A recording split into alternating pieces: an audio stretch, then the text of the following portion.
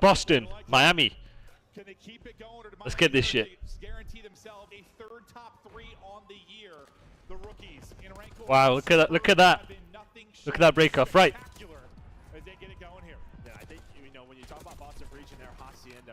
Okay, chat. What do I, for my regulars in the stream, Hacienda P1, when you get a clean wave, right? So I want you new viewers to listen up. When you guys get a clean wave, how do we want to play this from a flow perspective? What do I always say? What do I always say, chat?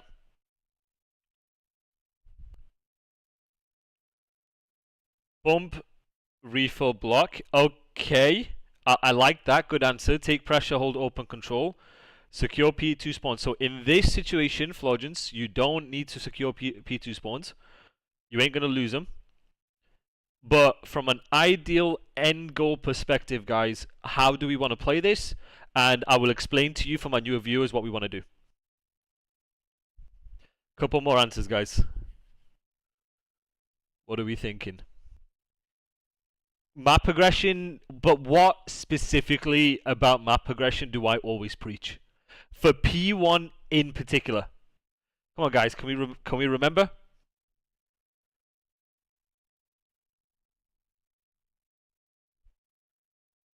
Push out, open, spawn them tin.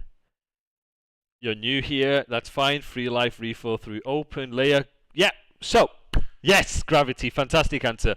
So, guys, the way you want to look at playing P1 is ideally, best case scenario, you want to play hard on one side, controlling open, and soft on the other. The reason for this is essentially you have like what we call a triangle here, right? It forces them in a particular place, which then forces them to take specific routes. When you're pushing hard on one side and you're playing soft on the other, you're in positions where you can use teamwork. So he can basically watch the plat push at the same time 3 is here to help crossfire. So you have a natural crossfire going on when you're pushed out hard on one side and you're soft on the other. And the fact that you're pushed out hard on one side gives them the deepest spawn possible, right? You control different hybrid spots here. So these are all the different hybrid spots. So chat, what is a hybrid spot? What is a hybrid spot? What is a hybrid spot and what is the importance of hybrid spots in a setup? Easy to shift to wherever pressure is being applied. Good. No worries, Big Bang Mafia. Appreciate you tuning in. Yep, good. And so, if you're in hybrid spots and it gives you the ability to shift based on where the pressure is coming from the enemy team, what is the significance of that? What can it allow you to do? Power positions that help multiple angles. Easy tradable spots. Helps to go over crossfire with the team. Spots with multiple ideas can do multiple. Good. Very, very good answer. Because let's look at the time here, chat. There's 40 seconds left. So they've just got a clean wave, right? So now this is the second wave. They can soak this time.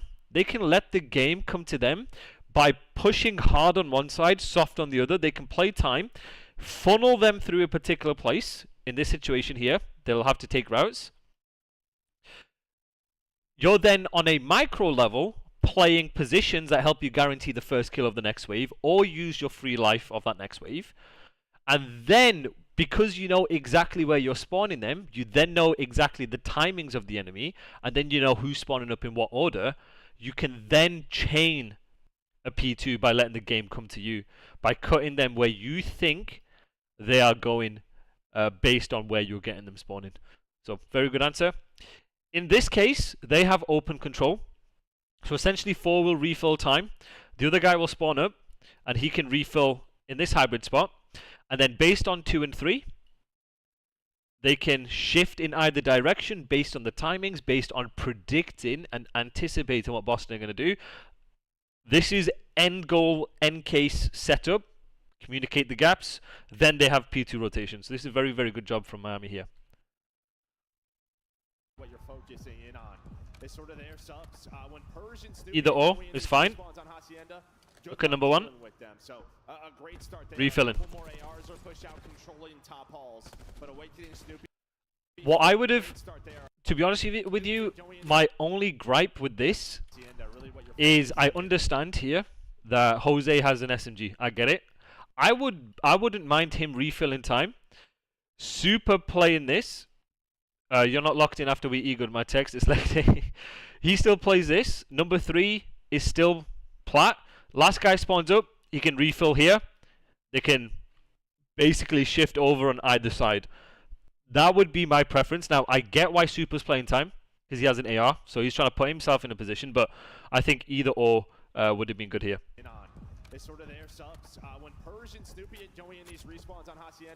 So, like right here, I don't mind Real trying to use process of elimination to deny a cut, but then I think number 1 refill here, they take the fights together. Ultimately, you're just trying to take the same fights together. That is the whole point of a setup here, chat. Good luck dealing with them. So, this is good. What is Renko doing? Yes, Baz. So I understand why Super did what he did, because he has an assault rifle. You want your ARs in the hill on Hacienda. But I think in that situation, you don't give up map control in the way that he did. I think he still keeps open control. I still think Renko can play a hybrid spot here to watch his timings here and help this way. Number 1 can then refill here, and they have some variation like that. They can soak the wave, and even if 5 gets through, if you start spawning out, you know he's got through, which then you're going to have parallels. Or let's say other way around. No, it would be here, yeah. It would be like this, right? But then you can still pick it up anyway. You can still do this where required. You know what I mean? Based on whatever the situation calls for. Start there. A couple more ARs are pushed out, controlling top halls. But Awakening Snoopy fight on back. So when you look at this just at its base, like, I don't know. Okay. 20 seconds left. They're going to be playing for old. I don't know, man. Real's a superstar. No, it's true. It's close. I guess I was trying to give an okay. So right here. Right here, guys. Right. What do you think? So based on this minimap, right here, based on this minimap, chat, there's a couple pieces of information I want you to download, right? So you can't see it on the overlay, but there's 12 seconds left. So, when there's 12 seconds left, after they've just got kills in a wave, what do you think they should be doing? What do you think Miami should be doing here? And then there's going to be a follow-up question to that. Set up for new, okay. Just play ahead, back up for new, okay. So, I don't... 4 should be coming, then both figure out what's open, play for it. Good. That is my core point right here. I don't necessarily mind the fact that 4 is playing old. He has progression, so 1 is going to help him trade. I don't mind that. I think where it becomes significant, guys, is make sure we understand from a spawn perspective that 4 is getting them spawning boat. Which means if he's spawning them there, they're most likely to take these routes in comparison to something like this, right? That is the quickest route possible to new.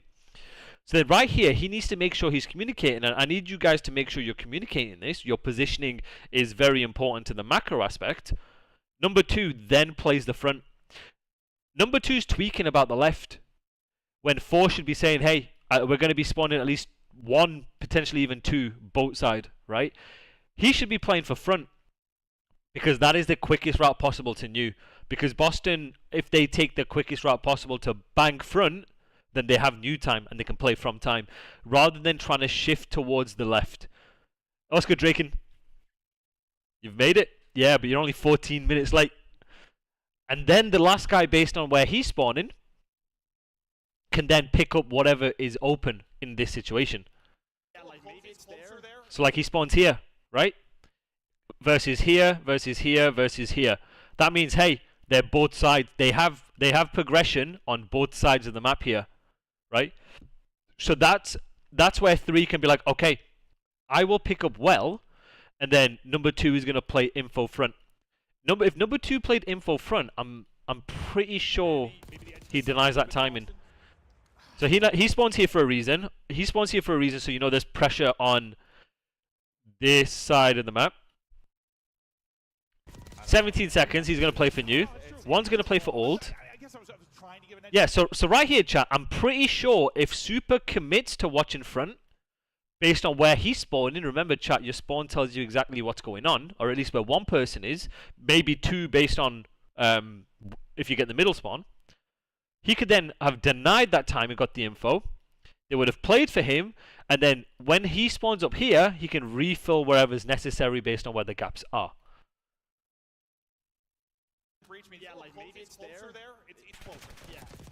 And they played to, I'm surprised, so right here, I'm very, very, very surprised that they don't double char this guy and use process of elimination and based on where they spawn to figure out where the rest of the guys are. So I think Real plays for him. I would have expected Metals to trade. I know it's 10 seconds left, so we're tweaking about 2. He's probably tweaking about someone being secret. I get that. He has any bad timings. This guy has any bad timings front. We play to trade him out. And then, if you wanted to, you can play time. And then based on where the other guy is spawning, you can figure out where the other people are. Say 6 is already fences. 3 spawns close P2. No, I think he'll spawn tin here. If 6 is already here. 6 is here. 5 is blocking P2. 6 is blocking this, this, and this. Yeah, I'll spawn tin. He'll spawn tin. Plus, you've got 2 people out. 3 people out. So let's see. Does he spawn tin? Yeah, see, look. You see how he spawns tin here, Swag? That's true. Nice little win from Snoopy, but I guess I'm just wondering, like, is this more for the upset? More on... It's based on the amount of people, Drake, and it's based on the amount of people who are past the 50-yard line. If you have 2 or more people past the 50-yard and you leave spawn points open behind you, then you're going to flip. The game wants to flip. It's not necessarily... There are positions on the map from a hard point that if you get into, it will hard block because the game is tweaking. It's like it's not safe. I don't want to spawn you there. But it also considers the weight, the amount of people you have on a certain side of the map to then spawn you out behind. It just wants to spawn you as far away as possible based on the mass that you have. Reach, you think, for those subs to get theirs, or like do Awakening and Cammy really need to battle against these superstar rookies? So let's see that. Let's see that right here. So that's what I'm saying here, chat, right? So if one traded him, one would also be in a position to then re-pinch Rock, play for 7, play for 5. He would be dead. He would have spawned based on where this guy is, probably 10 if one is like here. 3 gets a bad timing on 6. Once then P2 pops, they're just going to make sure they stay in a live block in the back too. Not necessarily. Not necessarily. Nice little win from Snoopy, but I guess I'm just wondering, like, is this more for the upset? More and then he's just going to spawn at the back here. To get theirs, or like do Awakening and Cammy really yep. need to battle? Now, when you spawn top right, you know there's pressure coming through the bottom. Again, wherever you are, like whichever side you spawn will tell you where that one guy, that at least one person is. So here, you know pressure's here. You spawn here, boom, someone's pushed out ramp. Only one. Against these superstar rookies. Like, which part of that dynamic duo? So like right here, boom, you see that? Sub-department is going to be the most important, but we'll focus about 15 seconds. Spawn well, so you know they're both sides. And they're going to be calling this out. But let's see how they play this. Trying to find openings towards that statue, but he'll get dropped as he never gets back to full HP. Enough of this. 6 is spawning close. Distraction up, right? Allows his teammate. You see that? The reason why he's spawning here, this is why, guys, micro bumping is so important. Micro bumping gives you the deepest spawn possible without flipping. So like right here, boom. He's spawning him here. Keep micro bumping, keep micro bumping. You see the difference here between 7? There's your answer, the AR stepping up. As Cam finds it, Awakening is there for the trade. A huge multi-kill to get a lot of this time. There you go, you see that? Micro bumping. Micro bumping. Differences. Listen, let's not past the 50-yard at the time. like But look at the trades. Look at the trades that Boston have. I want to see how Miami break this. 12 seconds left. They're going to ape time. They have progression. They're going to use that progression to ape time, and then they'll try and run through. walk away with a win in this series, but they'll take a 20-point advantage Keeping it going. Towards the P3, set up early. What do you... Alright, chat. Question for you guys. Question for you guys. What do you notice, which is very, very good from Miami? Out towards the P3. That teams are getting very, very good at doing. What do we see here, chat?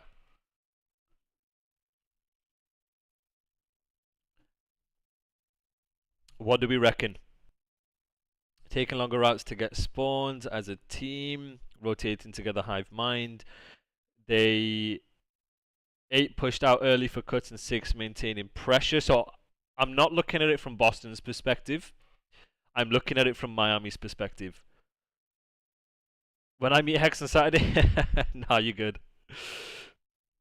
Guaranteed trades to next. Taking hall control, guaranteed trades to next. But what's the core point? What is the macro point I'm trying to make here? Pushing together as a team.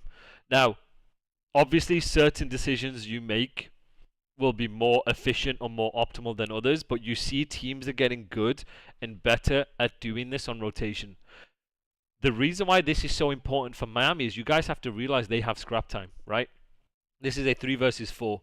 As long as they can force trades out together, again, say there's like 8 seconds left on the clock, right? So there's 1 second left in this situation. But let's say there's 10 seconds left on a clock. If you can ape something together on a rotation and you can guarantee that first trade, you will spawn them out behind you if multiple people have pushed up far enough, right? The reason for that is then you make the next hills, like the enemy setting up for the next hill, a lot more difficult. You're not giving them a free setup.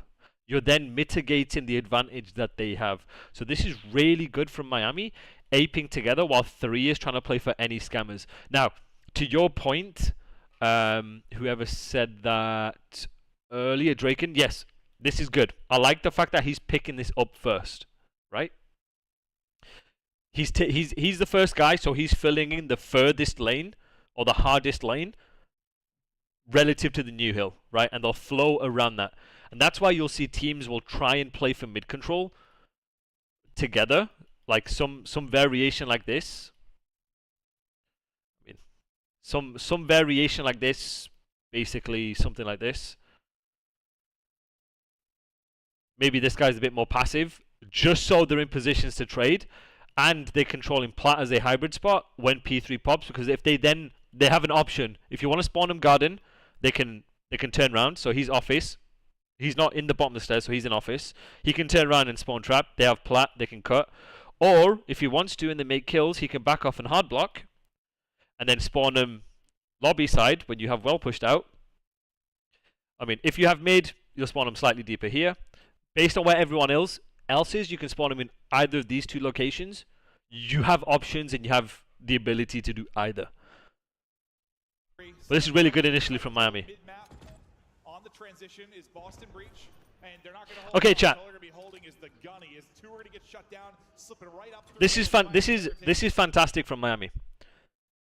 What did you guys just notice Miami did here? What did you guys just notice here? What have you noticed that is really good on the transition that Miami have done going into P3? Right here. Couple concepts. Couple macro concepts I want you guys to understand. Stacked together, yes, but there's something else that I like that they did. Just hive mind, hit time. They've got 2 opening kills and flooded together. They ape together. Not necessarily a 3-1 break. They push point with numbers after the first few kills. They know Boston is playing cuts and worried. So, good answers, guys. Very good answers. The thing that I like the most about what Miami have done is... So, let me go back to this, right? Is I need you guys to truly understand at the highest level, yes, there are going to be sides of a hill that you want to control. First wave, second wave on the rotation, just because it gives you absolute blender, the ability to blender teams and soak time, right? The thing that I like that Miami did fantastic is, let me just go back here, is they've made 2 kills. So they've aped together. They've aped 6 together, and then 3 has got a scam. So Renko's got a scam on Purge, right? Because Renko is based on Renko's positioning, he is trying to predict and anticipate what map control Boston have got based on the scrap time, right? When you have scrap time, you can safely assume that the enemy is going to have a particular flow, a specific flow. They're going to control certain areas of the map first because that is what you would do, right? Teams at the highest level start thinking about, what would I do in this situation? Okay, if I'm going to do this, they're most likely going to do this as well. And then as Renko is playing top cat control or secret control, he's using process of elimination to guess where he thinks someone could potentially be, and he's constantly updating that in his head, right? But in this situation, he's predicted Purge to push out well first, because that's what pro teams would do. Again, pro teams through repetition. He gets a kill. It's now, the guy off scrap is now in the play, right? It's now a 4 versus 2. So they just use the QRP. They use the QRP, the quickest route possible to bang time. They're aping through time in order to force trades. But the reason why this is significant, chat, is there's 56 seconds left. This is the first wave. They can control this side of the map, get them spawning garden, control the chaos, play hybrid spots or power spots for that next wave, and soak time and let the game come to them. They are now... Miami are showing you from a transition or a disadvantageous position, going from a 4v3 with scrap time to now a 2 versus 4, potentially winning that first wave, just because they did something together and they shortcutted to new. This is how you keep things stupid simple, and this is how you ape. And this is how then you use your numbers to then force trades, to then win that wave and let the game come to you. Much. All they're going to be holding is the gunny. As two are going to get shut down, slipping right up through mid will be Miami Heretics and early into this P3. Yeah, that was a good job by Boston Breach at that P3. You see that? Because, I mean, Miami were fighting for the spawns. Purge, though, played his life so well. But as you said, on this rotation, Miami Heretics... And now, because of the fact that they use the quickest route possible, look how they then reroute. Look how they reroute here, right? They take the QRP, they try and force trades, but then look at how 4 is retaking this route in order to play a hybrid spot plat. Because remember, guys, for this P3, the way you make your P3s efficient and successful when it comes to holding the hill is by controlling plat, because you can cut or activate on either side, on every single side. And you'll notice what number 4 is doing here is, once they then take the QRP towards the time and they're stacking towards time, he's taking a route to repinch people shifting over to time. He's now catching people shifting to play for that time, the last 2 people shifting, right? And he understands, okay, they're going to be spawning back here. They're going to have this side of the map. Gunny is 2 are going to get shut down, slipping right up through mid will be Miami Heretics and early into... What's the smartest thing Boston could do to Regan? I think what they do here is the smartest thing. This is situational awareness. This is now understanding, right, we're in a 2 versus 4. You need to just hold progression. But the way you do that is by controlling plat. You control plat and you use it to then set up a cat pinch. The key to this hill from garden side, from a flow perspective, from a fill perspective, is you're trying to control plat and office while also repinching cat or repinching mid for your 3rd and 4th guy to bang through tin. So what they're doing here is fine. They just needed somebody to play for the repinch on 4. Because 5 would have been here, 4 would have 7 would have played for 4, 6 could have refilled plat, and 8 could have played this. And then they could have collapsed and suffocated towards time, like this. That is the key to this hill. The key, and this hill is similar to red card P1 in a sense, where if teams have outer control on red card P1, right, you're not trying to necessarily fight for stage, for dubstairs, for H1, for H2, because they already have the power spots. The way you then break that hill is you take routes and flip the map on them. You take ticket control, you hit pinches, you bang through time, right? You keep it messy. The same situation here. Essentially, hill control and fence control is like them holding stairs, H1, H2 stage, right? And instead of fighting for that head on, when they have hybrid spots, when they have power spots, they've got stuns, they've got nades, they have the ability to play a guarantee because you have so much you have to clear. They flip the map on them. And the way you break hills is by flipping the map on them, by taking complementary routes that flip the map on teams. So this is a good example here from Boston of trying to flip the map on them. They don't know that 3 people are here, but they understand, hey, okay, it's a 4 versus 2. They understand, hey, it's a 2 versus 4. We're going to hold progression, and the first 2 guys are going to set up the break for the next wave. If they did that pinch, that would force Miami to spawn well or spiral. Correct. Based on how far they pushed on this side. If he then jumps out like this, then you get the lobby spawn. But if he's still there, like, you'll get a deep well spawn. As long as, again, it's only just one person. If it's multiple people, as long as you're hard blocking, they'll spawn like kind of deep. Right up through middle, be Miami Heretics and early into this P3. Yeah, that was a good job by Boston Breach. And this was really good job from Miami from like predicting that, reading it. Played his life so well, but as And you see Real holding a P3, and now this is where they adapt. Now look at 2. To respond to Awakening's double and tie up this game. They're gonna have Purge trying to go on a long route. What creates the boat spawn? You get the boat spawn if you push that deep here, you're blocking this, and you have like mid. Something like some variation like this. Then you can get the boat spawn, but you have to be like here. One sec, so it's like this, some variation like this, someone's like this. Rest of the players fight on through, but Metals is gonna pick up that flank. So look at number 2 in this situation here, right? You see that, guys? You see number 2 here? If number 1 was slightly a bit back, then they would have spawned here. You see what I'm saying? But going back to my previous point here, chat, is look at Super. Super's setting up the break. He's now trying to flip the map on him. And it takes one person, or the first person taking that route, in order to make the break efficient. Because look at him dragging 7 and 6 away in order to try and open up a timing once they have plat control to bang out time. Last guy hits tin. And it's okay. It's fine that they spawn garden. It's completely fine because they'll recognize it and they can just turn around. That is the power of having a hybrid spot, because you're in a position where you can turn around either direction to then hold it anyway. It doesn't matter. I genuinely believe, as long as you have plat control, it does not matter where you get them spawning.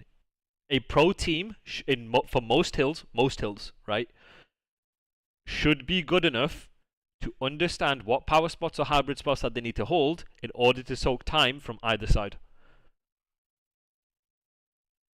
That's why LAT are one of the best hardpoint teams in the game, because they hold it from either side, but they understand what positions they need to play, and they adapt from that.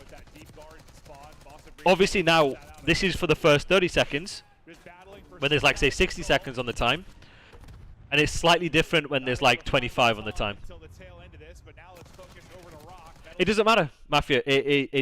For most hills, it doesn't matter where you necessarily get them spawning.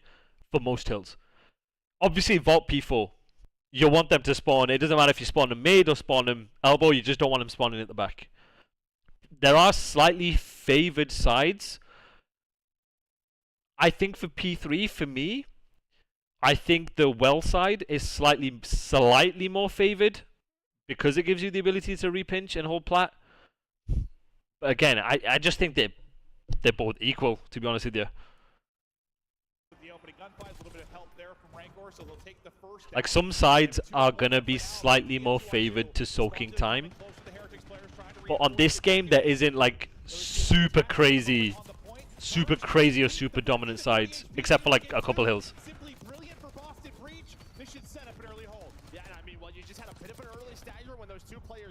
Rotating from well to P4 is balls, so that's where it's slightly different. Like I said before, it's slightly different if there's less than 25 seconds left versus like 55. If there's like 55 seconds left, you're playing 1 wave, 2 waves, you're trying to soak the time. And when you soak the time, you can soak from both sides. You just have to make sure you have the hybrid spots and the power spots in order to give yourself the ability to do so, right?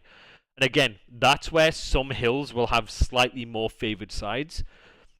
Like a Vault P4, like obviously you don't want them at the back to try and soak time, right?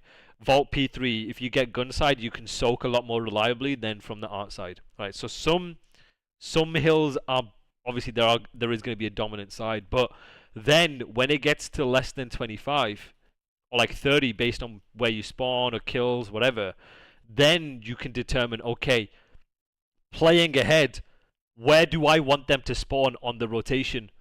Like you just mentioned, yeah, worst case is spawning well on the rotation to P4 from a timing perspective. So then now that's when, instead of soaking, you're trying to play to flip. You're trying to be efficient enough where you're forcing a flip, right? Even P1 to P2, like getting them spawning tin on P1 to P2 so they take well routes instead of just banging through front. That's like the worst case scenario you can have. Maybe even that close spawn if you don't have map progression. Breach want to go quickly, right, based on where the spawn locations are, but still fighting for control is Boston. Look at Boston, no map progression spawn here, chat. Look at 5 pushing through, 6 taking his free life if needed. Look how deep they're getting him spawning. And now they're just letting the game come to them. They should let the game come to them here. 6 is spawning here, so it should be like, yep, they're all going to be mid. So let's see what happened here. They get the 1, which is good.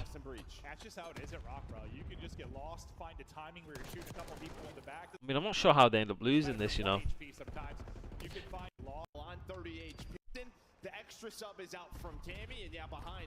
Oh, that's fine. No map progression spawn. Huh. Cammy should have played crossfires instead of challenging out mid. Yeah, that's what I'm thinking here. Is it Cammy 7?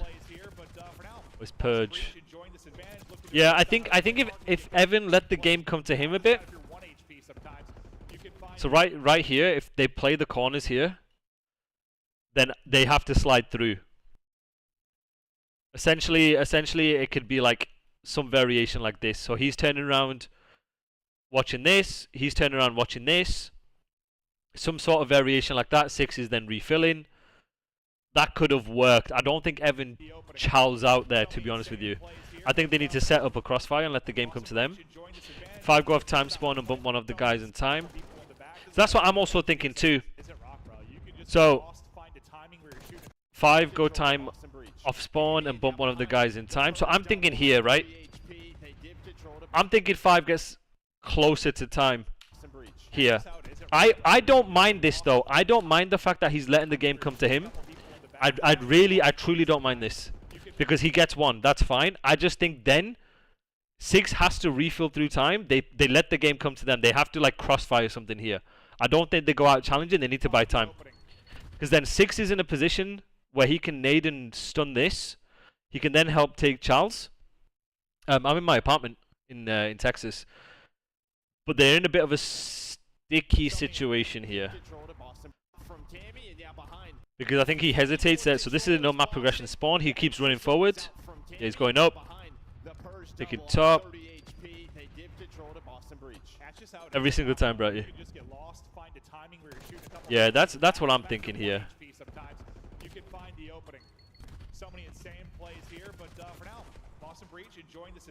Insider info. Yeah.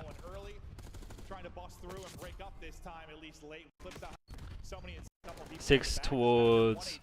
Yeah, if 6 stays on P2 side of time and let Wake get progression, that would have worked. Wait, where's Wake? Wait. Oh wait, there's 2 5s. Oh my god, I am tweaking. Hold on. I've just realized there's 2 5s. Holy shit, I don't know which 5 you were talking about. 5, 6. Spawning them deep. Yeah, that's right, I reckon. I forgot the podcast is broken here. There's 2 5s, chat. Fuck's sake. But good Charles though, good team shots. Then Snoopy gets that. Then right here, I think they use the progression, chat. When you have scrap time, this is the chance to use that progression, refill in open. 7's going to refill open, 6 can play this, 5 can play time. This is when then you can play the wave. Keep using that progression.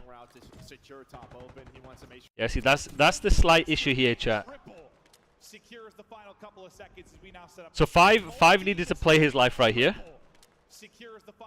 He loses his 1, is what it is. But then right here, he has to stay. So it's fine. You can, whoever comes off spawn, As long as you have these lanes here, chat, he's using open.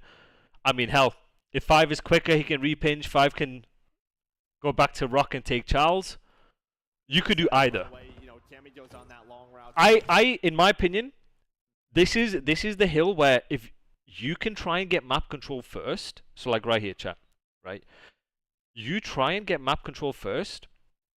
When you have map control first, and then you get time, you're in positions where you drag people out. So what I'm saying, like right here, chat. So 5 has an option here. So this is fine from 5, right? Because they still spawn in boat, right?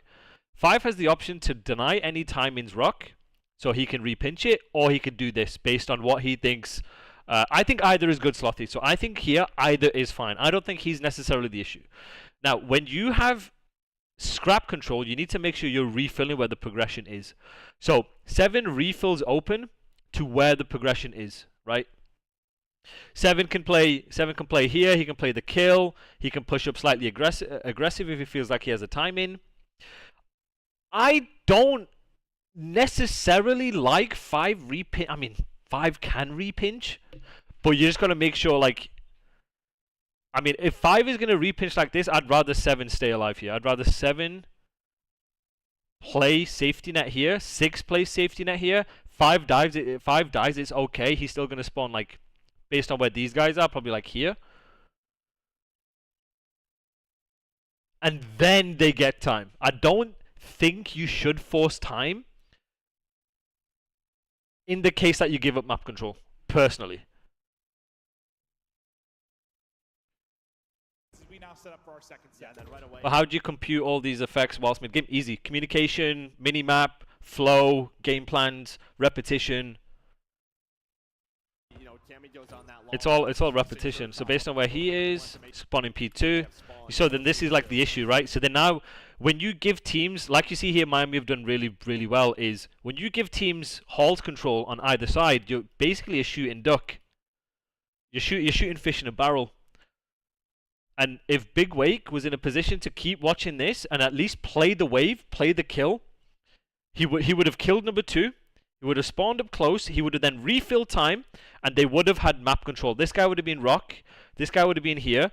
He denies any timings Rock. He can then refill and get space, and then repinch, spawn him tin. That guy's in a position to go cat and cut anyone coming tin. That's how you then play P1. Yes, I agree. I do agree with that.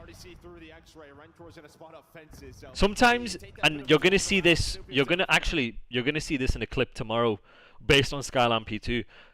For some of these hills, because there's so many different routes and avenues of attack, so many different complementary routes when it comes to breaking time.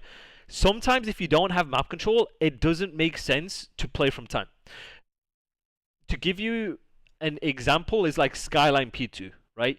If you don't have map control on Skyline P2, or nor do you have kills, if you're sat on time, you're basically a sitting duck. Teams are going to use process of elimination to hit you out, and they know one person's out of the play because you're on time, right? While they're getting mixy for the back, spawns, whatever, map control, whatever it may be. It's the same situation here, in my opinion. I think if Snoop doesn't die, they're fine. But then once Snoop dies, just play kills. It's fine. Play at least a couple more kills. Keep the hold control. The distinction here is the fact that they don't have the kills, right? I don't mind 6 going out, doing what he did here to try and force time if they made the kills first, right?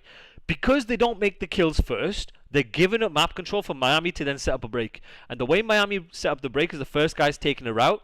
They're making this map progression useless. So right here, chat, remember what I'm saying? For you guys who are regulars in my stream. If teams are going to play hard on one side and soft on the other, the way you make that useless is you take routes on where they're softest. First guy, second guy, third guy, fourth guy, some variation like this, in order to open up timings to then break the hill, right? So Miami have basically done what I keep on preaching to you guys, right? But for the team who's set up, they have to make sure they keep continuing to hold that for the specific info, use their stun, use their nades, let the game come to them, play the kill, then force time. When you're forcing time, you're in a disadvantageous position here because that's one person away from the power spot. You're basically a sitting duck on time. Essentially a sitting duck on time. Yeah, and then right away, Cammy goes on that long route to secure top open. He wants to make sure they have spawns for P2. This is why I don't like 5 doing what he's done. 5 can't do what he's done unless you're literally someone's hard blocking right here, because they had like, did they have multiple people? No, they didn't. They had one person here, one person time, and then one person here. I mean, here they should be fine, but then as soon as you start dropping and you take that pinch, then you're gonna spawn them here. Like, it's such a double-edged sword when it comes to making that kind of play. Which is why I reckon for me, he holds that timing. He then sees, hey, nothing's here. He then refills rock, safety net, time, and then he can activate and use his free life. He's going to spawn up close. Based on their map progression, they aren't pushed up far enough. They would have been fine. You already see through the X-ray. Renkor's going to spawn up fences, so you take that bit of a longer route. Snoopy was able to find that scrap time. But Heretics, they are so tough to deal with throughout the entire map. Nice. Metals up to 14. His double. Right, chat, what's Metals doing here? As you said, he was terrific yesterday. What is Metals doing really well here? What is this? What do we call this? Come on, chat, we know what this is called. What is this called? What was he doing really well initially? Free life. Free life. This was fantastic from Metals. So Mafia, we call this a free life. So right here, they get a clean wave. 48 seconds left. This is the second wave. Right? They can soak the time. When you're the first guy in the flow, you have your free life. You have your free life in order to get you specific info to then spawn close anyway. When you get specific info, you can refill based on where that info is coming, based on the hybrid spots you want to play. So this was excellent from Metals. The reason why your free life is so important on hardpoint is teams are not going to be ready for someone playing so aggressive. You catch so many people sprinting, and you get specific information. Yes, very good, guys. Very, very good. Directing traffic, yeah, very good. So then right here, in order to make a free life useful, everyone else has to safety net.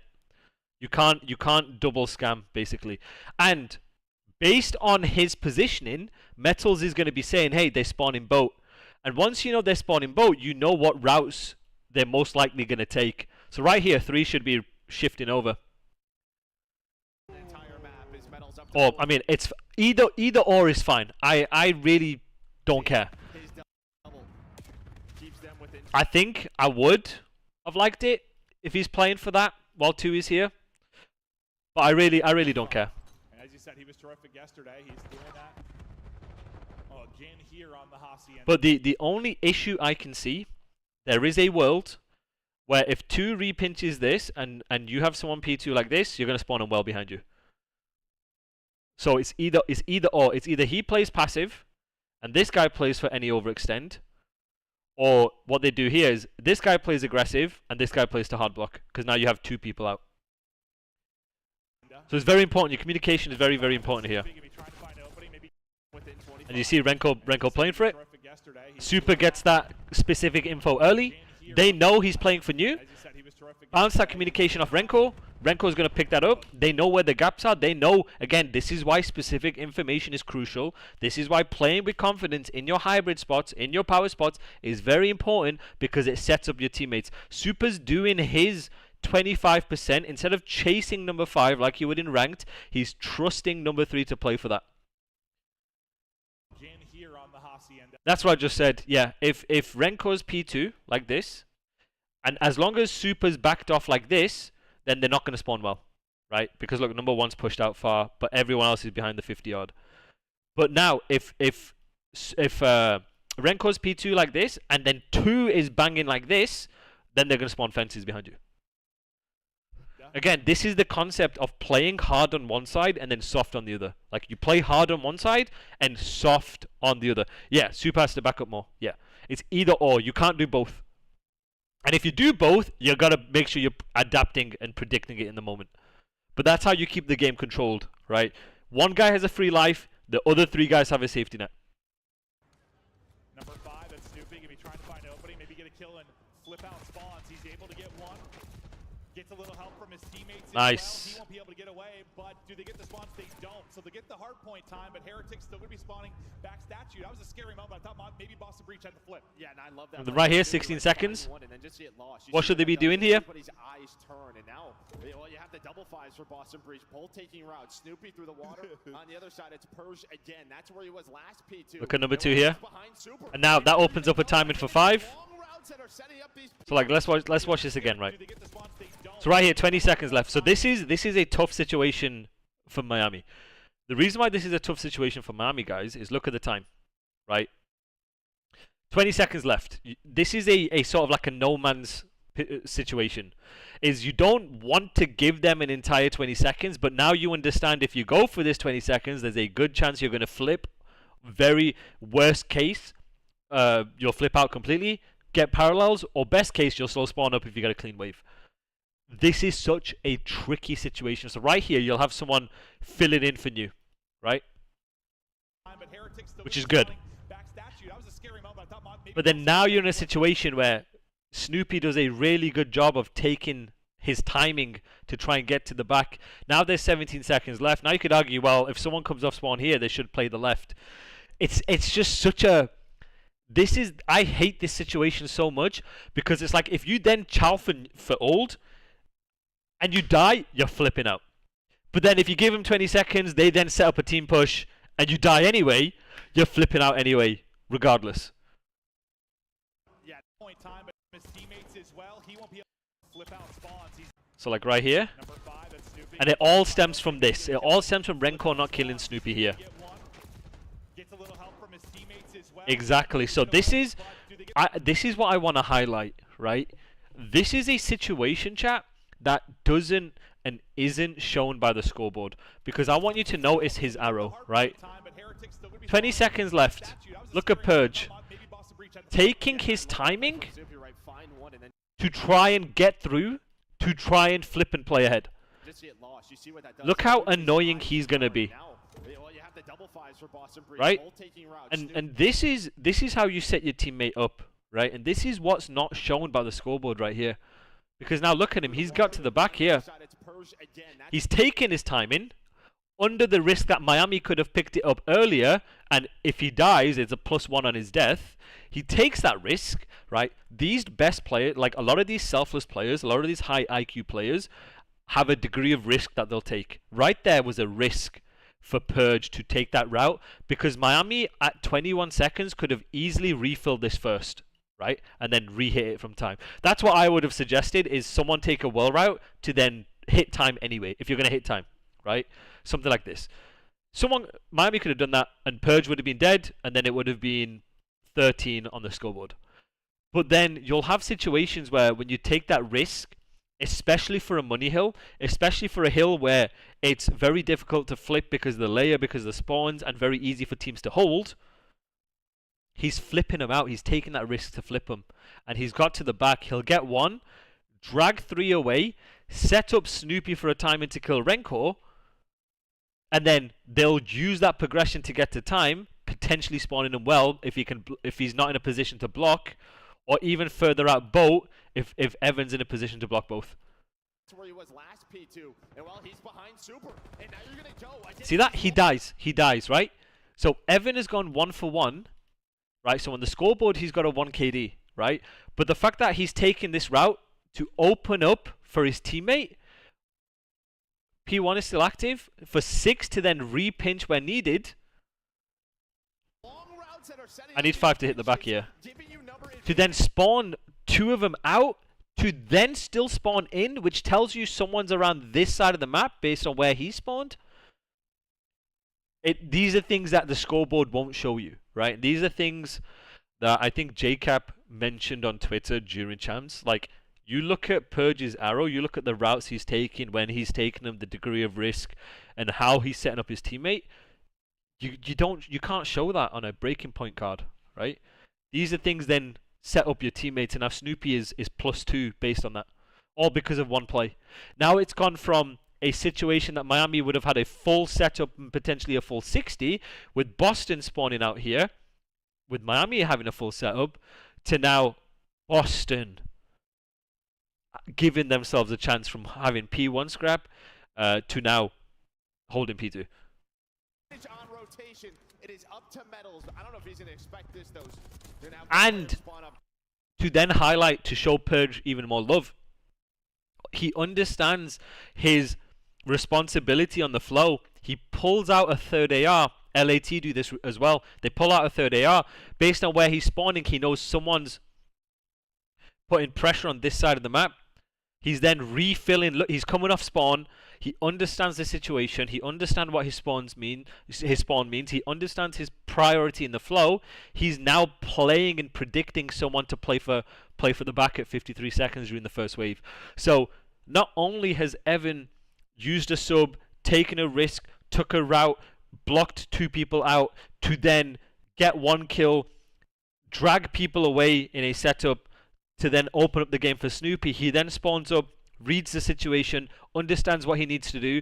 Even though he's an SMG, he's pulled out an AR, looked at where he spawned, looked at the minimap, looked at the flow that his teammate has, picks up the left, makes the kill, holds the P2 for the guys. This right here is I can't give enough props for this. So let me watch it again. We'll watch it from a minimap perspective. Yeah, and I love that play from Snoopy, right? So right here, You see what that taking does. a risk, and I'm going to highlight this again. Taking a risk. He's going to spawn 2 people out. He could have easily died and been +1 in the death column. He gets 1 kill, drags 3 away, opens a timing for Snoopy. Spawns up good anyway, pulls out an AR, picks up the left, makes that kill, 6 spawns on him. Fantastic work. That sequence from Snoopy earlier when they end up getting 3 kills kind of sets that up, right? It allows you to take those long routes. You've got time. A4 is blocking. Boom. Now they can just play from time. Breakers are going to be purged. The back breaker with knife in hand. At least for him, able to get 1, but through the front come Miami Heretics. On this hill is the way to go. If you're spawning at the back, most teams on rotation to P2 will pull out 3 ARs. We pulled out 3 ARs. LAT pull out 3 ARs. I think Miami pull out 3 ARs. FaZe pull out 3 ARs.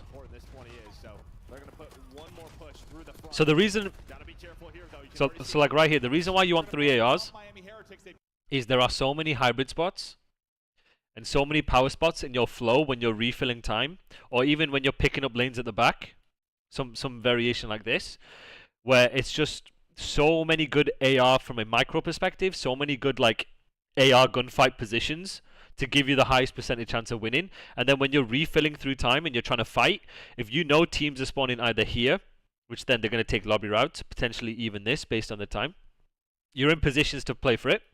Or let's say you have someone pushed out, I don't know, lobby like this, and you're spawning them boat, and they're forced to come out front. You can then assist and take the same fight of everybody coming through boat. Dante would be a good fit for Boston. Makes kills on the battle near hill. Cammy as Ahsoka, Snoop and Purge. I rate Sib really highly. I think Sib is still one of I think Sib is an unreal AR. No worries, Draken. No worries. And then right here, chat, when you know exactly where they're spawning, you need to make sure you're taking fights together. From a micro perspective, as long as you have the hybrid spots in the hill, you have your trophy, you have your stun, you have your nade. When you're refilling, if you take the same fights, they cannot do anything. Now look at Renko at 25 seconds. He's going to try and set up a route to get out and force the flip behind. Look at them taking the same fight together. Take the same fight together. Take the same fight together. Look at them. They will fight together. This is what I want to give Miami props for, and this is what teams need to do more of. This is the ape hive mind that I would always try and get my teams to do. And chat, I want you to do this in ranked play. So this takes confidence, and this takes trust, and this takes an understanding that no matter if you're one shot in your flow,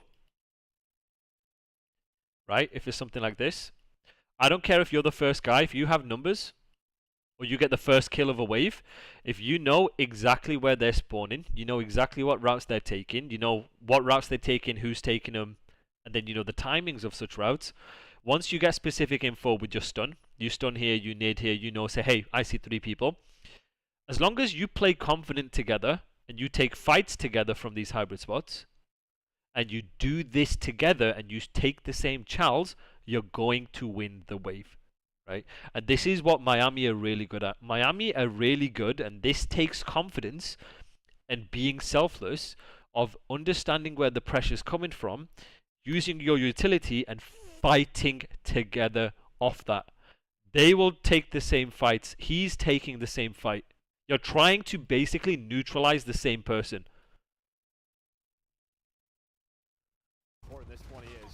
It's like right here, Jose does a really good job of fighting together. One is trying to take fights with two. You want a good fiddle. You want a really good balance between playing your life and fighting together, right? When you have the advantage, when you are in a situation when you have the advantage. So right here, Miami are in a situation where they have the advantage. The reason why they have the advantage is Boston have to run to them. Boston have to clear. Boston have to take disadvantageous gunfights. Low percentage chance gunfights. That's why it's a disadvantage. So when you are in an advantageous position, the way you make use of advantageous positions is by doing things together. Is by hive-minding together. And this is the respect I have for Miami this year, and same as last year, is they're really taking this hive mind, do something on the same page mentality and trying to fight things together. So in this situation, yeah, sure, you can play your life until the first kill. But then once you get that first kill, as long as you're taking fights together, as long as you hear, oh, he's one shot, and I don't care if you're one shot, you're fighting together, then you're going to have more success. You're going to have a firing squad, a kill squad. Because you guys have to remember, Boston have to run inside. You catch them sprinting. You catch them throwing a stun, throwing a nade. And the entire time you're taking fights together, you're soaking. And then you're spawning close anyway to do it all again. Right? So it's about balancing when you want to play your life versus when you want to take fights and chow for the greater good of the team. Especially if I know he's in a power spot and number one's playing to die.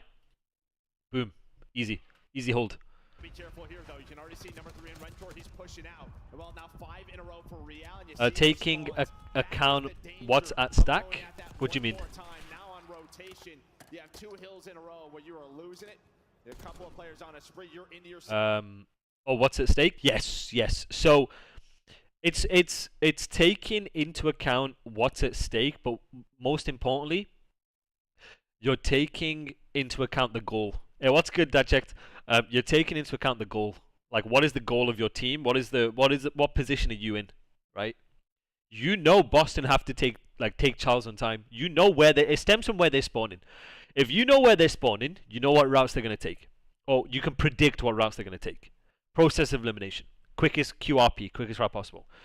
When you know where they're spawning, you know what routes they're going to take, you know the timings of such routes. When you know the timings of such routes, you know who has spawned up in what order. You then use process of elimination to figure out where they could be, right? Once you then have a setup, because you're in power spots, you're in hybrid spots, you're in safety net positions, you can then use that specific info to bounce that off your teammates. That's how we read the pressure. When you know where the pressure is coming from, then you take fights together. Because you're only looking at one thing, right? And then you play off that. Set up now if you are Miami. Yeah, if you take a look at the slang, like Heretics have the advantage. They're like +10 in that department. When's that going to start to turn into a little bit more time? If the guns are hot, do they start to take over? Usually kills start leading to objective time. We'll Alright, let's look at this P3 again. Again, they're using the hive mind. Keeps them battling from the front of the point, and they're just fighting. The way he is forced to play main AR, it seems it can't go full protect. Honestly, I don't know. I wouldn't even know where to begin. The objective, right? It's a couple of P2s in a row where they... I mean, I do know where to begin. I just don't want to say it. Over at that P4 where they... Alright, chat. What do you guys notice here, chat? Let's look at the minimap again. Let's break this down. What do you guys notice that Miami are doing? Tell me what Miami are doing. Tell me what the significance of what Miami are doing. Why are they doing it? Over at that P4 where they found their break. That is where Boston are finding their success in the tail. So right here, this was fantastically done from Miami. So before I go into it, we'll see if that's the case or I want you to tell me. So from this point on, you're thinking like a pro player, guys, okay? Look at the time. There's, to give you guys reference, there's 48 seconds left on the clock, right? They've just spawned here. What are they doing? Okay. Miami play for plat control, secure hybrid spots. Good. 1 and 2 are playing together to play for that hybrid spot top plat. Good. Oh yeah, shit, hold on. Hold on, I messed up. Yeah, 48 seconds. And then this guy. Okay. Good. Now we're thinking. Now we're thinking, right? Now we're thinking. So, you're going to get a lobby spawn because they've pushed out past the time on fences, right? They've got both sides when you get this lobby spawn, right? Now, we're thinking like pro players here, chat. Remember, situational awareness. You're understanding and you're trying to read in the moment what's going on. So you know right here, Boston have P3 control. They're going to kill Renko, right? He's going to be dead. So now you know during that wave, with 48 seconds left, that Boston have control offenses and you spawned lobby, which means they've pushed out 2, right? A degree of pressure. So what they're doing is the first and second guy, remember when you're playing to break a hill, your first guy is going to dictate the break. You're then going to take complementary routes based on that. So in order to break this hill, there's a reason why number 1 isn't doing this or isn't doing this. He's the first guy, so he's trying to take the longest route possible in order to set up that break in relation to how the rest of his teammates are going to flow, right? So the first guys, they're trying to play for plat control first because then it allows player number 3 and player number 4 to take complementary routes in order to make it feel like they are everywhere on the map to then collapse on time. Miami are doing a fantastic job of understanding when to take the routes, what their objective is, what spots they want to play, to then refill around it. Yes, ideally, in most cases, when you're breaking a hill or you're trying to play ahead, the first guy off spawn, it's his responsibility to take the longest route. The reason why it's his responsibility to take the longest route is because the timings are going to be the most favorable for him to do so, right? So think about it this way. If you're Boston, right, and you're making kills one after another, if this guy spawns up first, oh sorry, if this guy, the last guy's taking the route first, you're most likely to catch him because he's the last guy doing it, because it's taken a bit of time for you to then use process of elimination to predict that, right? Whereas if it's the first guy doing it, these guys have to worry about their quickest route possibles first, and there's a timing open for him to take that route because it's usually the last thing that's taken. It's usually the last thing that people are watching. So right here, guys, you're right. They're going to set up a 3-1 here.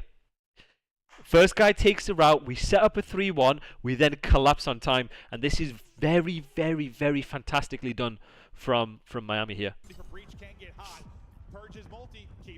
So look at this now, look at 1 and 2. Now look at them taking this route, they're playing for plat control, and look at how they collapse, and now when number 3 is spawning, they can say, hey, turn around. Look how they turn around. And now because of 4 bumping here, chat, spawn in lobby. So now they'll know. And now they have the ability to use the free life where necessary. And the last guy spawning will give you info of where potentially 5 is going to be. If he spawns here, because that's not the no map progression spawn. This is not the no map progression spawn. This is. So he can say, hey, potentially someone's to my left here. That's what I would be saying. It's like if this keeps going, they outslay by like 20. Think that probably leads to a W, right? Even if it's a tight one, it likely leads to a W. So it's much as yes. Look, I want to go back. Let's see how Boston broke this.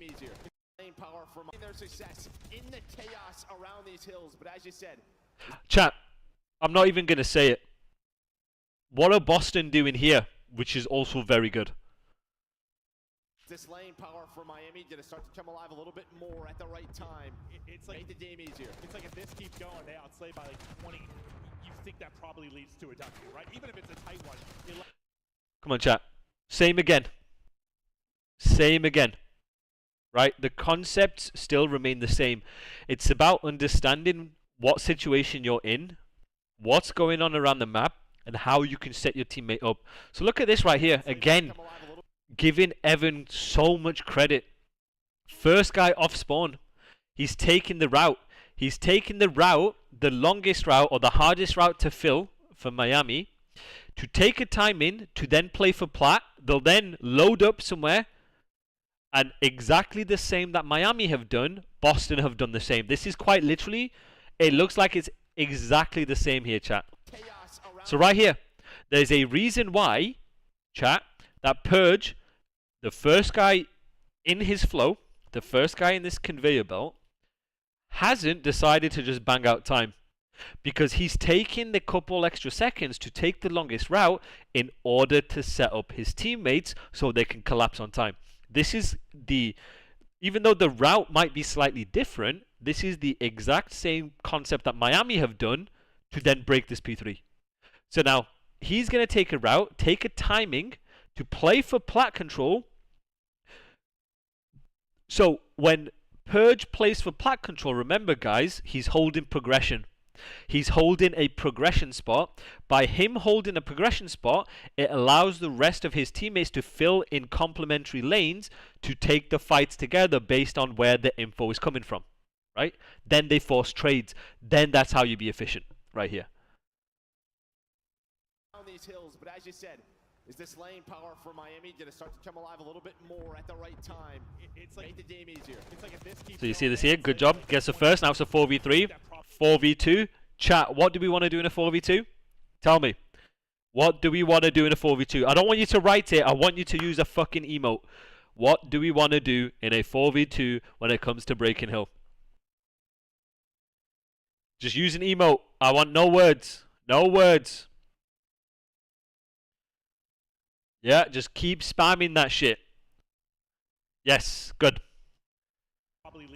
Good shit, guys. Good shit. It likely leads to a W. So it's much as, yes, I think you're right. Breach have thrived in the chaos. They played around the objective really well. It feels like that starts to build. It starts to wear on you. It's almost like an exhausting play style to try and win. Yeah, you can't rely on it. It's just so difficult to do. And well, here's another opportunity for Miami. Again, they did the scrap time. So right here, chat, what's Wake doing really good? What was Wake doing that was initially very good? This time, can they hang on? Not allow a multi-kill to What's it called? Boston Breach. Snoopy gonna be the opener. Behind a Wake. What was it called, chat? What was it called? Whatever he can. He's gonna be the cleanup man, but he's the last Playing for scams, waiting for team, holding progression. Now, you could argue, well, here's another opportunity for Miami. you could potentially argue, because, right, chat. So, I don't agree with this play, and there's a reason why I don't agree with this play, okay? Tell me the situation at hand. Tell me the situation. What's the time on the clock? What do you guys, what information are you downloading here? What information are you guys downloading here?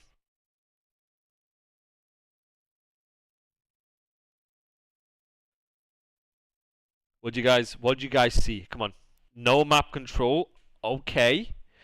That's not what I'm necessarily talking about here, Nova. What's the time on the clock?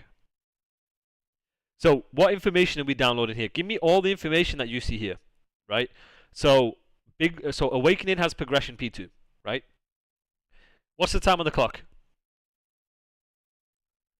Tell me. Someone in chat tell me what the time on the clock is. Come on, guys. What's the time on the clock? Let's work on this, right? Let's work on it like a tier. 5 seconds. So, what do you want to... Okay, there we go. So, it's going to be a 3 versus 4 on you, right? So, we want to play ahead. Now, instead of Boston bullying P2, what do you think they should have been doing when it comes to a 4v3? What do you think? What do you guys think? Let's keep it stupid simple here, chat. What do you think, instead of going P2, what do you think they should have done here? Let the game come to them, capture hybrid spot. So Gravity not in this situation. Because, remember, there's 5 seconds left for new. Boston want to play for new, right? Ape together, play their numbers, Defo open and trade out. Go. Yes. Yeah. So right here, I think Awakening does a fantastic job playing info and keeping people honest on P2. Now, they're in a 4v3. They have numbers. So right here, they could do a 3-1 break. It's less about the 3-1 break and more about the fact that they're in a 4 versus 3. They have numbers. He's going to keep one guy preoccupied. The rest of them can bang through open. They could literally, one guy hold it, and they'll double play it. That's what they could have done. Hell, one guy could even watch the repinch if needed while they double connector. And then 6 can progress up. 6 should be progressing up while they're hitting open at the same time. And the reason for that, chat, is because you have numbers. You want to force trades. Force trades and then potentially push out to then spawn in behind you well, based on if you get the first kill or not, right? Instead of bullying through P2, where you have less of a timing, you're giving number 4 the ability to come back into the play, cut the entire map, and then these 3 guys are just going to watch P2, right? That's what, in my opinion, they should have done. So like right here, they could have tripled this guy already. They would have already been here, tripled him. 4 is going to be late for this shit. And then 6 could have been progressing up, clearing, while they fight. And then immediately turn around to cut. That timing would have been way more favorable, in my opinion. Now because you take a bit of time, you're letting 4 get back into the play. See what I'm saying, chat? And now you're forcing them to funnel through. But look at what Evan does here, chat. Right? Look at what Purge does here. This is my point. Is if Awakening continued to put pressure here, even if he gets challenged by 2 people, there's 3 of these guys fighting this, and yeah, they might have had one person repinching, but like if they were quick enough and they keep it stupid simple and they don't hesitate in the moment, they would have broken the hill, understood you're looking for one guy on scrap, and turned around and picked up whatever they needed.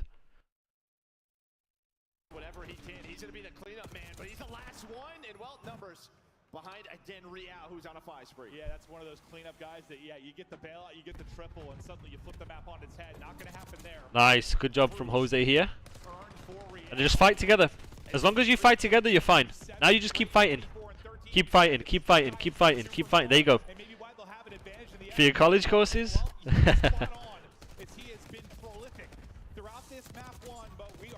You see what I'm saying, chat? So I really need you guys to understand this. Okay? When you have numbers, when you have hill control, when you know where people are, as long as you are challenging together, as long as you are looking like your SEAL Team 6, right? So look at it here. Look at the significance and the difference here, right? They've not made a kill yet. They haven't made a kill. So when you haven't made a kill, fine, let them OE. Let them OE so you're in a position to 4 versus 3, right? Make him OE, right? Make him come into you. But then once you get that first kill, and once, what's good, Jay? And once trade battles are going down, that is when you take fights together.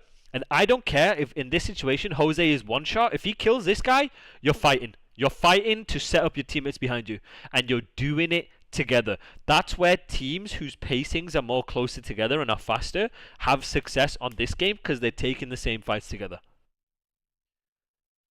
You trade together. This is a true trade mentality right here. We're playing to trade. We're playing to fight together. Boom, first kill. Okay, now let's play confident for info.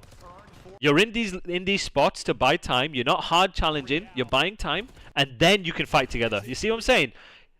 Metals is fighting him. He's fighting him. Now you're in a 4 versus 2. Oh wait, he's fighting him. He's fighting him. 4 versus 2. Right. He's got info. Boom. Slide chow. Boom. You know. This is how you isolate people. This is how you make the game easy. And I need you guys in ranked doing the same thing. I need you guys in your teams doing the same thing. play your hybrid spots and your setups when you get a clean wave. Let the game come to you. Once the game has come to you and you get that guaranteed kill of that next wave, then you fight together. Then you throw it out the window and you take Charles together and you set your teammates up. So then right here, look at him. Look at him. 4v2. Isolate him. Take the fight together. Okay, we know he's here. Isolate him. Take the fight together. But even though, and this is my point, guys, even though Super has died, if you get him weak, he's less likely to just run out like this. Against teams who don't have that level of trust, not saying Boston don't, but I'm saying for you guys in ranked, if you get someone one-shot in ranked, there's no way he's running out. He's going to be playing regen. You're spot on, as he has been prolific throughout this map one, but we are You know, you see? It's a triple now for Metals. And now they're going to take the same fight. Look at him. He's taking the same fight.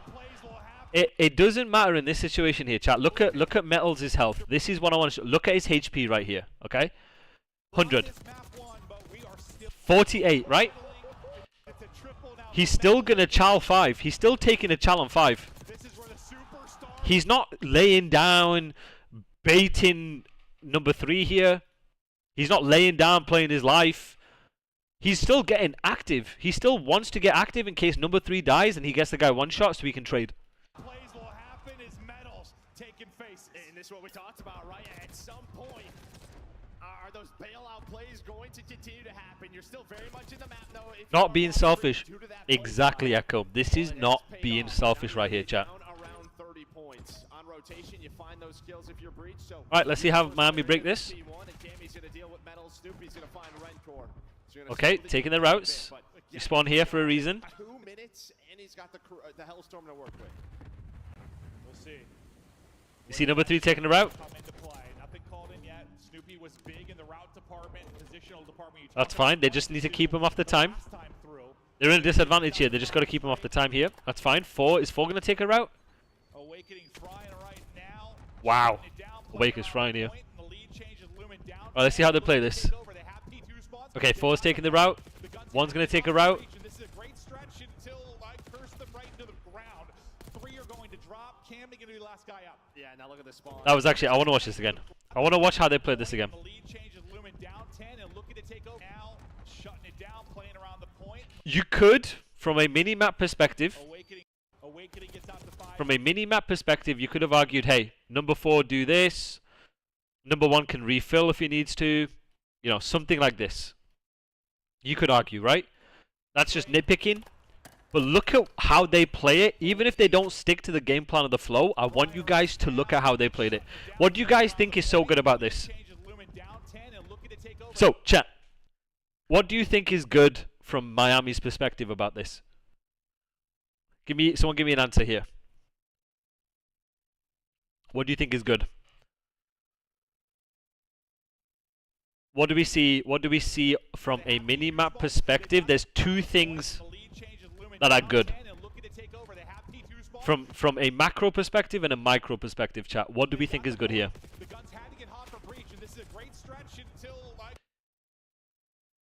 Come on, chat. What are we thinking? Echo, what are we thinking? Jay, what are we thinking here?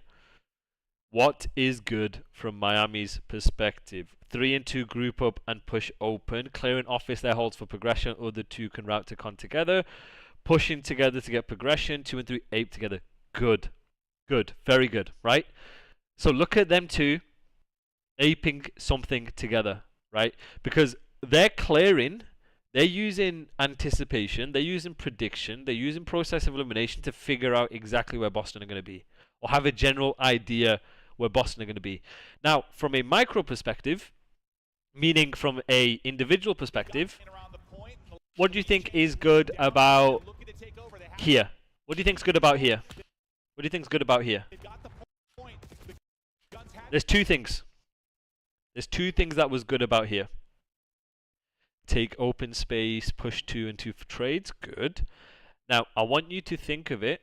I want you to think about this answer from Super's perspective. From Super's perspective, right? What was good about what he did here?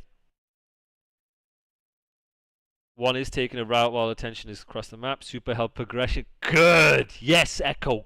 Good fucking answer. Yes, so remember guys, when it comes to your breaks, it's about the first guy is setting up that break. There is no point in a 4 versus 2 that Super is trying to make a hero play. At the highest level, it's not going to work, okay? So he's holding progression in case number 3 or 5, sorry, Snoopy or Purge push out to scam. And let's say it's a BZ's in your cheeks, right? He's playing for that. He's using prediction to be like, okay, just in case he pushes out office, I'm going to play for it, but I'm also waiting for a teammate. Now, from a flow perspective, what do you think he does well here? What do you think he does well here? From a flow perspective, from a micro and a flow perspective, tell me what he does fantastic here. What do you see? What do you see? Even just look at Purge's screen here. Look at Purge's screen. Right here. From Super's perspective, what does he do? Absolutely fantastic. Sliding to drag aim assist. Now, relate that to a macro perspective, a macro fundamental. What is he doing? What do we call it? What is he doing? Very, very well. Team Child is not the answer I'm looking for. Let's relate it back to your fundamentals. Right, I'm going to use the board here. He's this guy. He's this guy. What is this guy doing? What is this guy doing? Chat. Here. What is he doing? What number is he? Yes. What number is chat? What number? Someone new. Someone who hasn't answered a question. What number is he?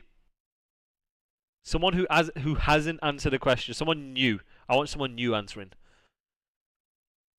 TTV Ren. Go to sleep. Olivia Jordan. Someone give me an answer.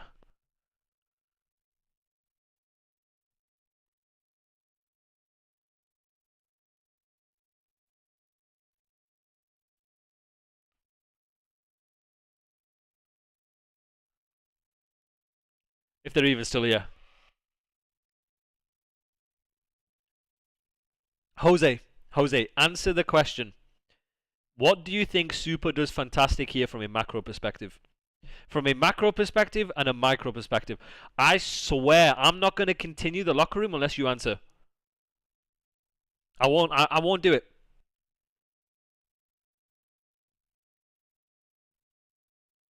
If I have to sit here for 30 minutes, I will. Honestly, keep yourself safe, honestly. If he doesn't answer, like, keep yourself safe.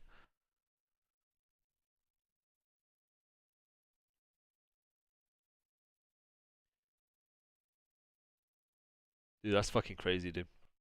Fucking. Okay, alright.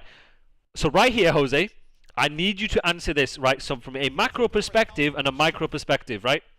What is good about what number 2 is doing? So pretend you're a pro player here, okay? Download the information. What information have you got here? What is good about what number 2 does from a micro perspective? And what is good from a micro perspective here? And then a micro perspective here. And then relate that to the fundamental. How is that good from a macro perspective? Using these on the board. So put yourself in the shoes of a pro player here, Jose, okay? Wait, I need to give you VIP actually. Okay.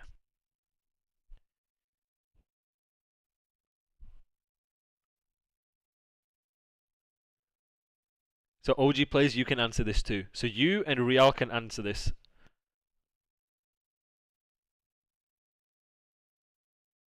I want to know from a macro perspective why it was good, and then from a micro perspective why it was also good. Good. Okay. So very good right here. So Super is holding progression, right? He's holding progression, waiting for his teammates to get into the play. He's also trying to predict, or he's predicted or anticipating in case Boston scam, try and use their free life, okay, to then open up the break. Very good. But there's one more thing Real. One more thing that's going to elevate your play. Baiting for his teammate to do a team chow. Yes. So chat. This is how we call trusting the flow. So right here, Super is the first guy. Okay. This is Super. When Super is the first guy here, he's running forward. Right, chat? He's running forward like this. In order for him, so the reason why he runs forward, chat, is it sets up the guy behind. Because he's dragging aim assist to the right. He's sliding deep while being the first guy in the flow to set up his teammate behind. So from a macro perspective, macro meaning fundamental, he's setting up his teammates in the flow. He's the first guy he's going. Even if he's weak, he's going to drag aim assist. This is a fantastic example of macro teamwork in the micro right here. This is them two working together in order to break something. Now, at the same time, his other teammates are hive-minding, doing something together to take the same Charles, right? So, guys, understand in a break when you need to hold progression, and when it's time to activate on a break, trust the flow. Don't front bait your teammates. Front bait means if this guy's weak, he's going to stay behind and let Renko push forward. So, using this as an example, he's weak, but then this guy's doing this. This is bad. We don't want to do that. We want to trust the flow like this. We don't want to do this shit. This shit fucks over your teammates. Very good answer, Real. Maybe maybe you can go pro or some shit. I don't know. Keep it up, you might go pro. This is a great stretch. You're going to drop and the last guy up. Now look at the spawns. It's just again right. It's just not when you want to die, but they're still alive and they're pushing out. And look at how they then play ahead. They spawn out. That's gonna be metals. You can see he just spawned out all the way towards Shed. So numbers are here. Cammy trying to pounce, finds the first. Eyes onto the second, does him again. Boston Breach. They take the lead. Let's hear the chops here for Boston. So let's see this. So they play this really well. 3 down, right? They push out. 3 down. They should know exactly where they're spawning based on the map progression. So right here, they just get really bad timing. I think 10 seconds left. I think Jose, you're a bit too antsy here. I mean, I can't really blame you. I mean, can I blame you? So you spawn back here, so you know they've pushed out here. Yeah, I mean.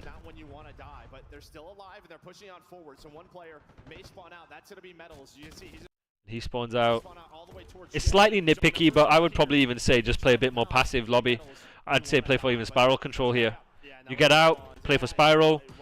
He can then refill secret. It's like he's refilling secret. You're playing spiral stairs, playing for your 1, playing for your guarantee either side. He can then refill towards the left. That guy's obviously going to start spawning out. Based on their positioning. Yeah, slight overheat right here. So right here is a good example of Jose not doing his 25% right here. So if he does his 25%, you can let the game come to him initially, especially when the rotation, when they're playing for the rotation on 4 seconds.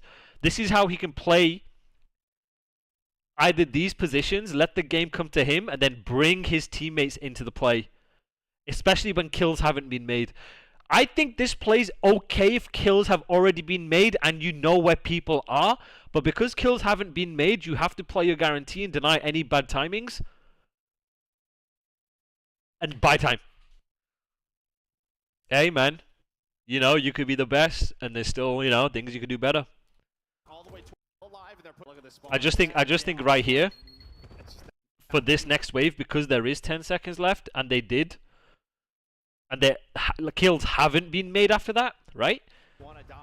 What I'm thinking is like he plays somewhere around controlling this, deny any bad timing, because even then if Metal stays alive, he's going to refill secret, right? 2 is then going to get across.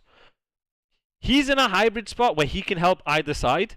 2 is going to pick up where he needs to, and then they can shift wherever they need to. He's going to spawn out here, refill like this. 2 can then get across. That's what I'm thinking. But they're still alive and they're pushing on forward. So one player may spawn out. That's going to be Metals. You can see This is a good play from Cam here. So numbers are here. Cammy trying to pounce, finds the first. Eyes onto the second, does him again. Now they're in a position where they should be playing slightly more safer for P2 spawns. They don't, and then they gift it to Boston, basically. Alright, let's see how they break this. They get the first kill. Oh, they're streaking? Okay. That's a huge kill from Renko. Now look at them aping. They're pushing out the back, giving them well spawn. Yeah.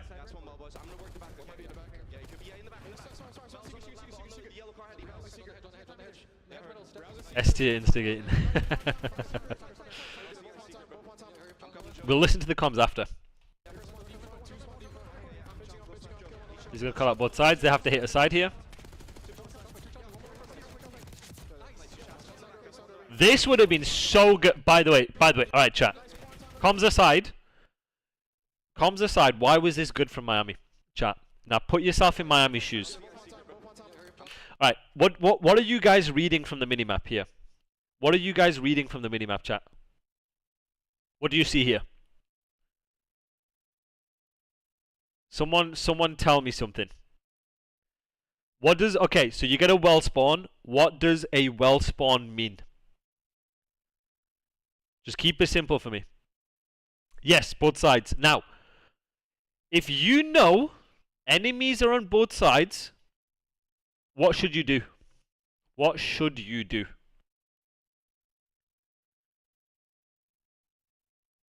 Chow, one side together. Welcome, Danny boy. Good answer. Look how they prioritize one side, but look how they do it together, and they buy enough time to eventually win the trades. Okay, chat. So let's look at this. So look how they isolate number 7, and this is again, this is why Miami is so good on respawn, is they take the same fights together. They then know he's in the corner, take the same fight on him, they'll trade him out, and then they'll turn around to play for the third guy. So look how they're taking the fights together. This, I mean, you can't see it on my screen, but look how they take the same fights together.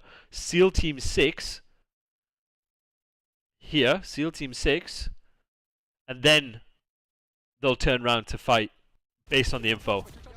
Look at this, dude. Look at this. And they end up winning this trade. He might end up dying, but you get the idea.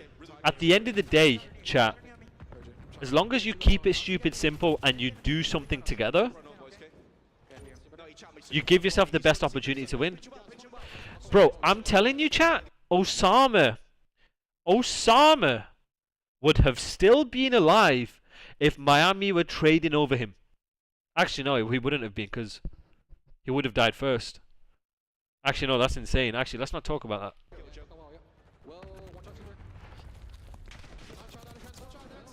Alright, I want to look at Boston in this situation, right? Look at Boston, 5 and 6. Look at them doing something together. And then look at 5 and 7.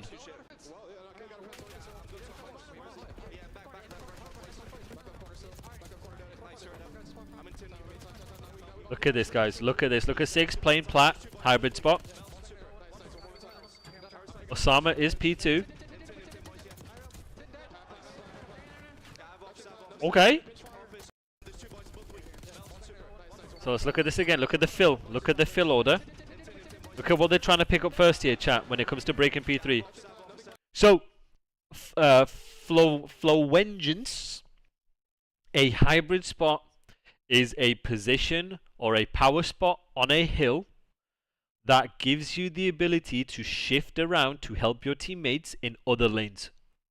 So for example here, plat is a hybrid spot because you have the ability to help from one position multiple directions. Hybrid spots are very important to hold because it gives you the ability to react off information fast to trade the most efficient kills. That is what we call the hybrid spot. In this case, this is also called a progression spot because when you hold it, it gives your teammates behind you the ability to run up the map for free without checking everything or in fear of dying. So let's look at Boston here.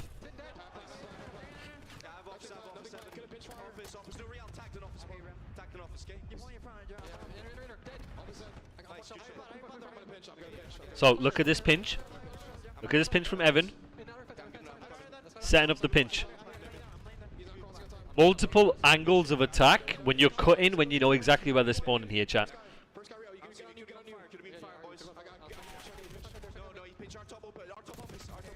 That's a huge kill. That is a huge kill from Super. This right here, whoever wins this, I am convinced wins the game. Actually, no, it doesn't. Nah, it doesn't. I'm tweaking. But I do want to say, look at number 4.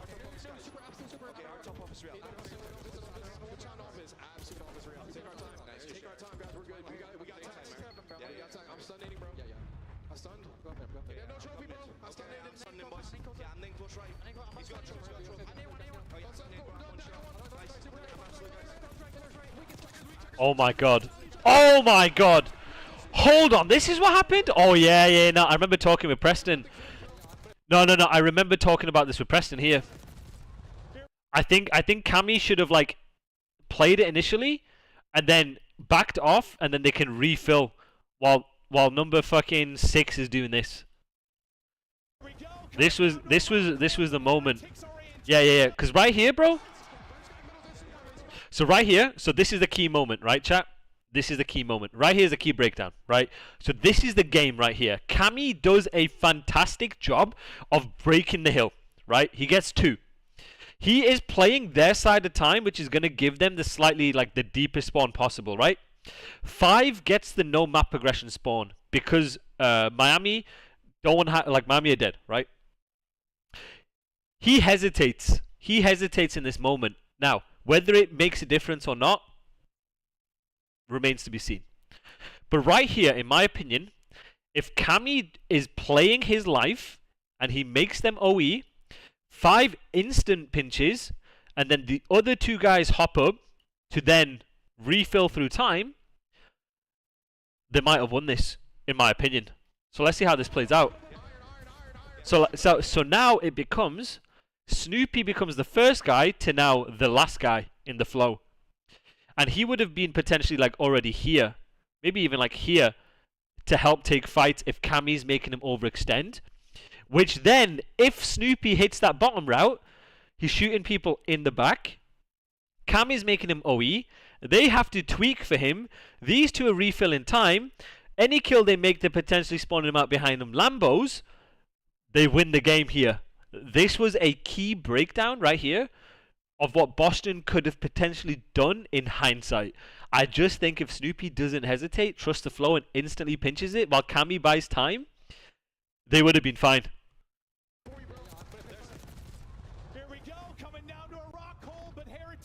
So look at what number 6 has done here, chat. Look at what number 6 here has done here, chat, right? So look at number 6, right? So right here, had Cammy made him overextend, it would have been. Would the squad spawn change? No, it's a no map progression spawn via. So they would have spawned bottom lobby regardless because Miami have no map progression. Cammy made them spawn deep, which was fantastic. But it would have been a 1 versus 1 here. Snoopy would have been here while 2's already here challenging. Them 2 would have refilled time. Every kill they make, they're spawning behind.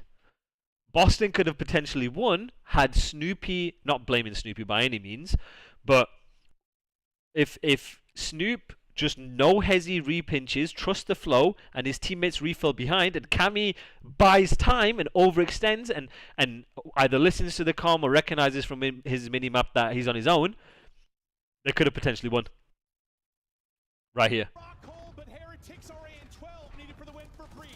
You know? You know what I'm saying, chat? And very good job from Miami again. That they know where you're spawning. They're going to take the same fights.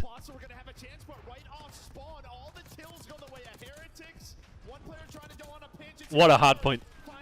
What a bloody hard point, chat.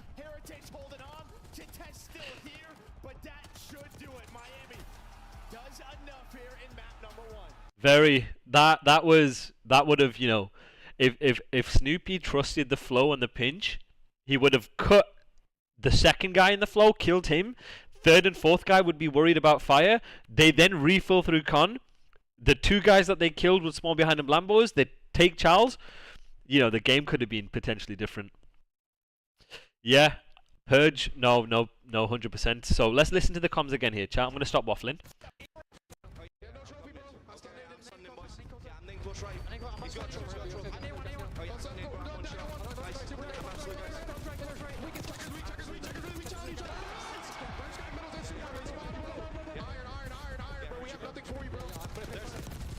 Here we go, coming down. That is such a good comp from Evan. It's insane.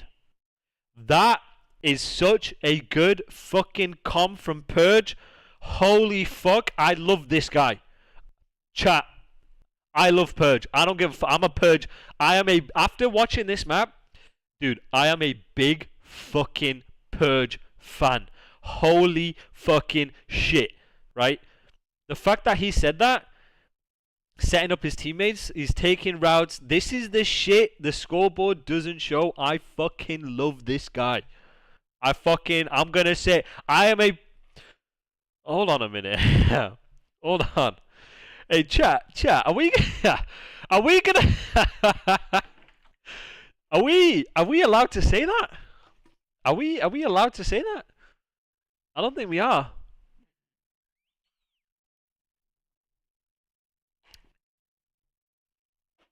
I'm not. Yeah, you know what? I love, you know, I'm a big Purge fan, but I don't think I'm going to be saying that. So yeah, so that's my key takeaway. I think it came down to this P4. I think it came down to the P2s. If Miami played a bit more safe on the P2 rotations, I think, and minimized the gaps on the P2s, I think they run away with this. If it wasn't for Evan basically big dick in the game with his 100 IQ routes and situational awareness, Boston are getting smoked.